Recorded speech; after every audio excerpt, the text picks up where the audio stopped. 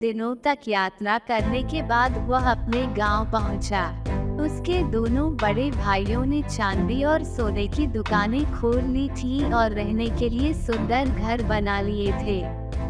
दोनों ही बड़े आराम की जिंदगी बिता रहे थे। जब वो अपने फटे पुराने कपड़ों में अपने बड़े भाई के घर में घुसा तो उसके भाई ने उसे पहचानने से इनकार कर दिया।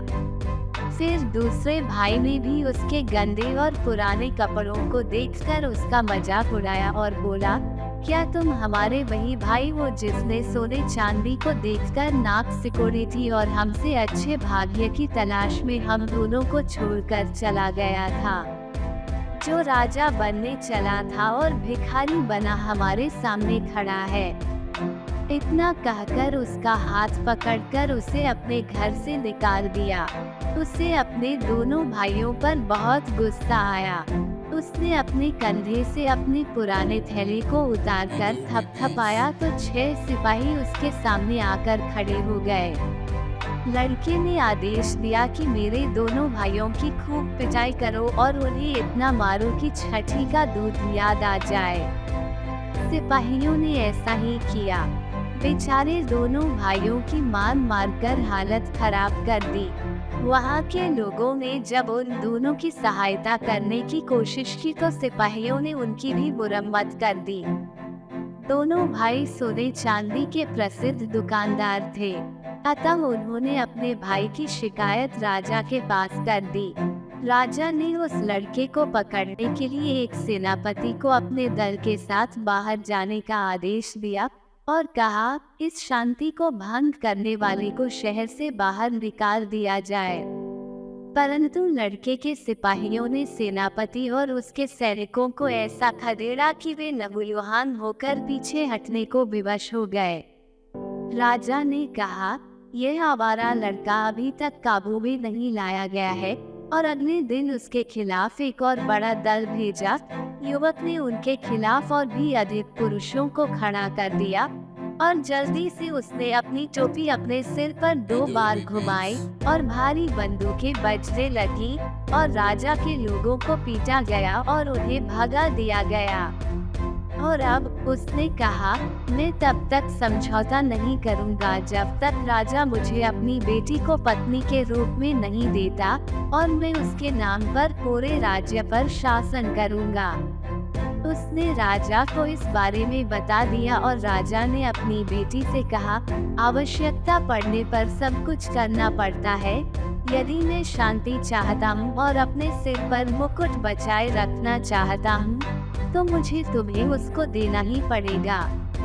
शादी का जश्न मनाया गया, लेकिन राजा की बेटी इस बात से नाराज थी कि उसका पति एक आम आदमी है जिसने एक जर्जर टोपी पहनी रखी है और एक पुराना थैला रख रखा है। वो उससे छुटकारा पाने के लिए कुछ करना चाहती थी और रात दिन सोचा करती थी कि वो इसे कैसे पूरा कर सकती है।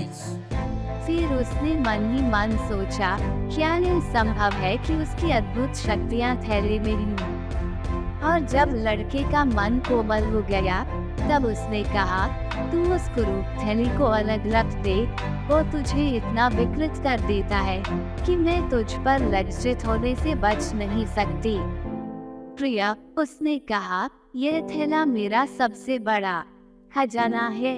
जब तक मेरे पास है तब तक पृथ्वी पर कोई शक्ति नहीं है जिससे मैं डरता हूँ। और उसने उसे वह अद्भुत गुण प्रकट किया जिसके साथ वह संपन्न था।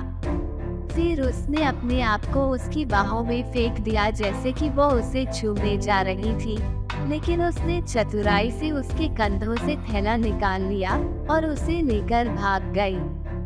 जैसे ही वह अकेली थी, उसने उसे थपथपाया और योद्धाओं को अपने पूर्व मालिक को पकड़ने और उसे शाही महल से बाहर निकालने का आदेश दिया। और उन्होंने उसकी बात मानी और झूठी पत्नी ने उसके पीछे और भी पुरुष भेजे जो उसे देश से बहुत दूर भगाने वाले थे। वो तबाही हो जाता अगर उसके पास छोटी टोपी नहीं होती। टोपी को 2 बार घुमाने से पहले उसने अपने हाथ मुश्किल से आजाद किए। तुरंत तोप गरजने लगी और सब कुछ नष्ट कर दिया और राजा की बेटी खुद आकर दया की भीख मांगने के लिए मजबूर हो गई। जैसे ही उसने इस तरह की तरसयोग विनती की और अपने आप को सुधरने का वायदा किया, वो उसकी बात मान गया। उसने उसके साथ दोस्ताना व्यवहार किया और ऐसा व्यवहार किया जैसे कि वो उससे बहुत प्यार करती है, और कुछ समय बाद उसे बेवकूफ बनाने में कामयाब रही। उसने उसे विश्वास दिलाया कि अगर किसी को भी उसकी शक्ति वाला थैला मिल जाए तो वह भी कुछ नहीं कर सकता जब तक पुरानी टोपी उसके पास है।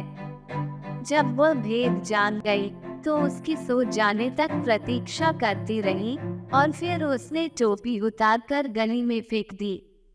परंतु वो बिगुल उसके पास था और उसने बड़े क्रोध में अपनी सारी शक्ति से उसे फूंका। तुरंत सब किले, दीवारें, नगर और गांव बहने लगे और राजा और उसकी बेटी कुचलकर मर गए। और यदि वह बिगुल थोड़ी देर और फूंकता तो सब कुछ नाश हो जाता और एक पत्थर भी दूसरे पर खड़ा न रहता। फिर किसी ने उसका विरोध नहीं किया और उसने अपने आप को सारे देश का राजा बना लिया।